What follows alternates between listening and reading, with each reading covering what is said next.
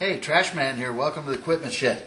You can see we got Shadow the shop dog here, and she just loves it. You can see she's wanting to get the kickstart real bad. But she's the front-running entry right now in the Win a Ride with Trash contest. She sent the best entry in I've gotten so far. She's an absolute dandy. We love her to death. This morning on the equipment shed, we're going to see what we can do about rebuilding brake calipers from the Softail. And find out what's going on with them. They're as old as the rest of the bike, and everybody knows how old that is. So we're going to inspect them, take them apart, put new seals in them, put them back together, and I bet they're going to be just fine. So there's a couple of little tricks to doing this, but again, folks, it's not rocket science. Don't be afraid of them.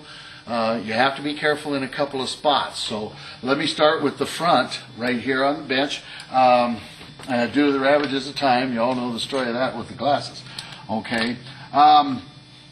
I already popped this one apart. I'll show you how to do that in a second on the rear caliper, which is right here. I took this one apart. I cleaned it up already, and if you take a look at it, you can see it's in pretty good shape. Okay, this is the pivot. I took it out and I put some anti-seize on it, and you want this to be able to slide in and out so that it can move right along with the as your pads get smaller and the caliper floats.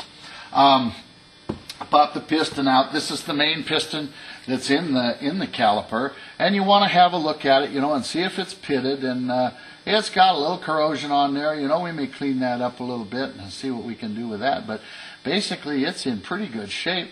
Nothing on the back side. It isn't all beat up or anything. It looks like it may have had a little moisture in there, but it's not anything to really get too excited about, I don't think. We might put that on the wire wheel and clean it up a little bit. But basically, this one's ready to go back together. They are kind of idiot-proof in that the seals are different sizes. The pistons are different sizes in them, from the front to the rear, as you can easily see. The rear came off a little bit dirtier. I had to clean it up. It's already been in the solvent tank. And we'll get to that in just a second. Inside the body of the caliper, if you can come in tight on this a little bit, you can see there's a seal that runs around here. Okay, this is what's called a quad seal. It's a square O-ring is what it is. And you've got to replace that. You put that in. And don't be afraid to soak all of this up with lots of .5. That's what I use. I like it. It's a silicone. It has some lubricating properties to it. God knows I like lubricating properties. And it'll help keep things moving smoothly. So I'm not shy at all about dumping some in there and moving around with my finger and get it all over that quad seal. Get your lube in there and move it around with your finger. That's the best way to do it. That's what I've learned anyway over the years. Seems to be pretty successful at it anyhow. And this piston, when you just pop it back in there with your fingers. You can just push it down in there like that, and it slides in there nice and smooth. You can see the silicone brake fluid help to facilitate that. This little boot goes around the top on the outside. Just slide it over there. You got to wrestle with it a little bit, maybe. Try to avoid trying to poke it down in there with screwdrivers or any of that sort of stuff, because you'll just tear it. And once you've torn it, why then you got to get back in there and replace it. And you can see it wasn't too hard to get in there. And then there's a little keeper, just a little spring goodie that goes around the outside of it. There is a groove in the caliper body where this keeper slips in there, and it holds the boot on, and it helps to bring the whole thing together like a nice chair in a sunny room. It sort of brings everything together.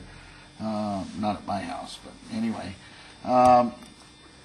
It's not too tough to get in there. You may have to wrestle with it a little bit, but once it's in, your caliper rebuild.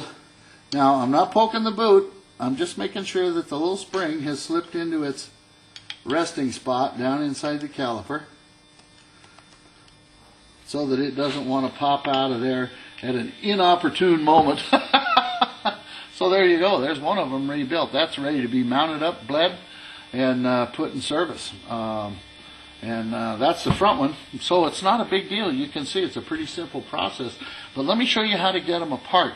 All you want to do, here's the inlet for fluid for this caliper. And of course I took that off. Here's the supply lines for it. banjo fitting, and here's the supply line and banjo fitting that came off the caliper, and of course your brake light switch, which on my project will be replaced. All right, that comes off, and again, here's the supply for your fluid right here, and this is your bleeder. Make sure your bleeder's closed. If the bleeder isn't in it, you can just put your thumb over the hole. But one thing I want to caution you about is keep your fingers out of here. Keep your fingers out of here. Put a rag in there or something to keep it from beating itself to death when it does come out. But all we're going to do is take a little air. We're going to put a little air to it, and listen, you might hear it pop out. That's all there is to it. That takes it apart, and you can imagine what it would have been like if you had your fingers down there. I'm telling you, I've seen it, and I've heard about it. The guys that get their yuckers down there really regret it because it just mashed the hell out of you. Now, this piston is in pretty tough shape, I think. So we may end up, yeah, it's got some pitting and corrosion. This one's going to leak, I think, if I put it back together. We'll wipe her down real good. We'll take it over and put it in the solvent tank, but I think we got some pitting on there that's going to have to be cleaned up. And if that's the case, then we'll have to do that and come back and finish up the project after we do that. But it wasn't leaking before I took it apart, and the last time it was in service, it was working just fine. So if there is a little pitting there, boy, there is. I can feel it with my thumb. And you can see it right there on the side of the piston. I mean, you can't miss it. But I'll see what I can do with that.